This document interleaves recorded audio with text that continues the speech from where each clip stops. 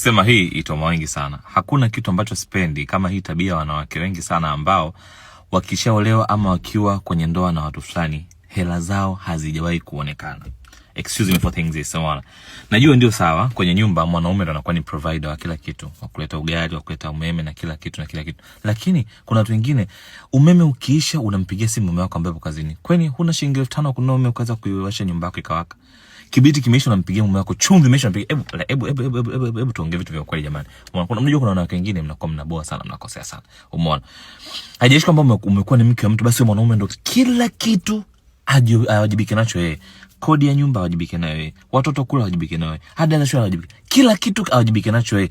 Kuna vitu vingine vidogo vidogo, hebu basi kuwa hata na huruma ya kumsaidia huyo kijana wa watu. Mwana huyo mzee wa watu.